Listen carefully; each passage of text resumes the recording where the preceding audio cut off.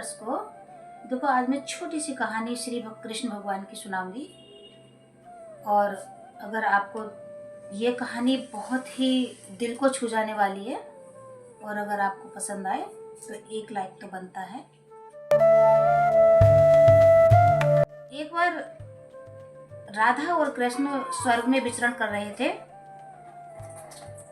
अचानक एक दूसरे के सामने आ गए। विचलित से श्री कृष्ण थे और प्रसन्नचित राधा थी। कृष्ण सकपकाए, राधा मुस्काई। इससे पहले कृष्ण कुछ भी कहते, राधा बोल उठी, कैसे हो द्वारकाधीश। जो राधा उन्हें कान्हा कान्हा कह के बुलाती थी, उसके मुख से द्वारकाधीश का संबोधन कृष्ण को भीतर तक घायल कर गया। फिर भी किसी तरह अपने आप को संभाल लिया और बोले राधा से,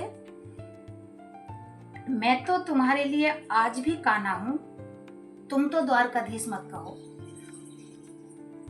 सच कहूं राधा, जब भी तुम्हारी याद आती थी, इन आंखों से आंसू की बूंदें निकल आती थी। राधा बोली, मेरे साथ ऐसा कुछ भी नहीं हुआ। ना तुम्हारी याद आई और ना आंसू बहा, क्योंकि हम तुम्हें कभी भूले ही कहां थे जो तुम याद आते। इन आंखों में सदा तुम रहते थे, कहीं आंसुओं के साथ निकल ना जाओ, इसलिए रोते भी नहीं थे।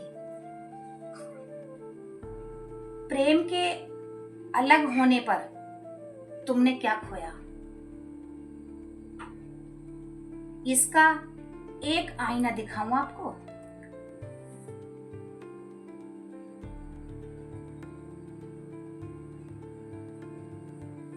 कुछ कड़वे सच प्रश्न सुन पाओगे तुम, सुनाऊं।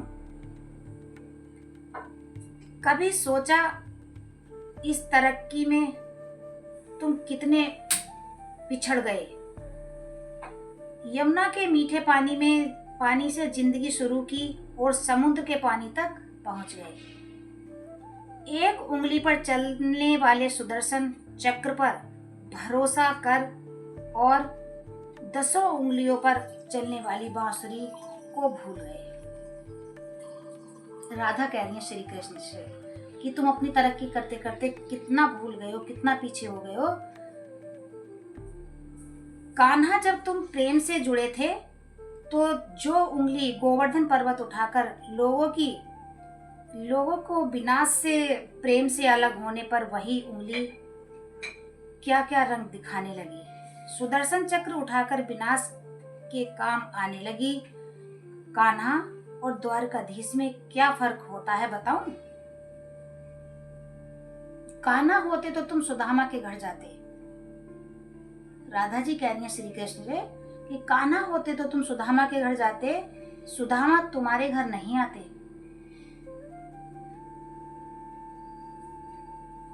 युद्ध में और प्रेम में यही तो फर्क होता है।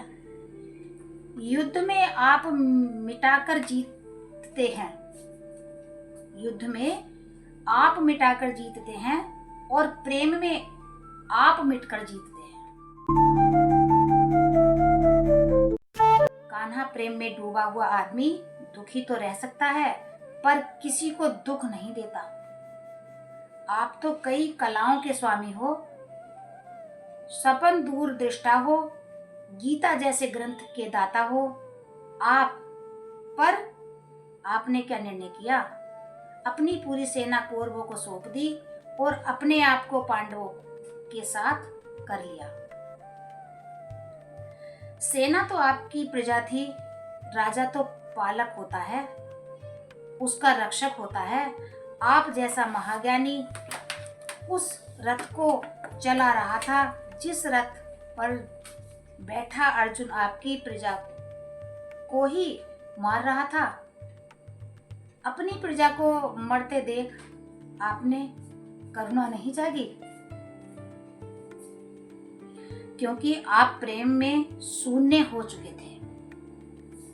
आज भी धरती पर जाकर देखो, अपनी द्वारकाधीश वाव्य छवि को ढूंढते रह जाओगे। हर घर, हर मंदिर में मेरे साथ ही खड़े नजर आओगे। आज भी मैं मानती हूँ, लोग गीता के ज्ञान की बात करते हैं, उनके महत्व की बात करते हैं, मगर धरती के लोग युद्ध वाले द्वारकाधीश पर नहीं, प्रेम वाले कान्हा पर भरोसा करते हैं। गीता में मेरा दूर दूर तक नाम भी नहीं है, पर आज भी लोग उसके समापन पर राधे राधे कहते हैं। बोलो श्री राधे राधे। धन्यवाद।